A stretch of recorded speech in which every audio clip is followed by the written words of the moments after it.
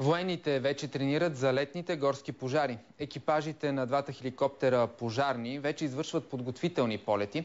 Равносметката за миналата година е 230 часа противопожарни мисии.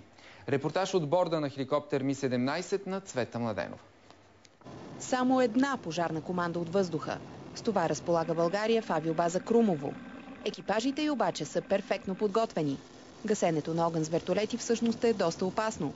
Изисква се пълен синхрон в действията на екипажа.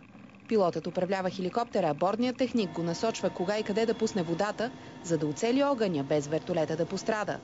В екипа обикновено има и пожарникар, който помага с инструкции. Често се лети на близо 2000 метра височина. Място за грешки няма. Сега военните се упражняват без истински огън.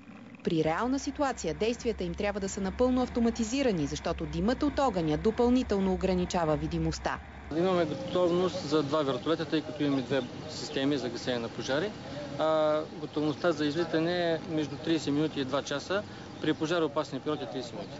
Бих казал, че два вертолета, с които ние разполагаме, са достатъчни за по-ограничени пожари.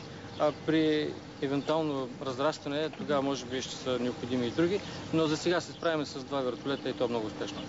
Мисията на авиаторите тази година е да подготвят още 4 пилоти, способни да гасят пожари.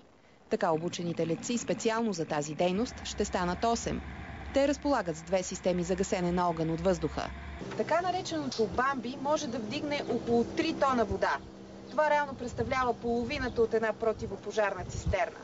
Миналата година при големия пожар в резервата Бистришко бранище на Витоша, военните са летели по 8 часа на ден, само с половин час за презареждане и почивка.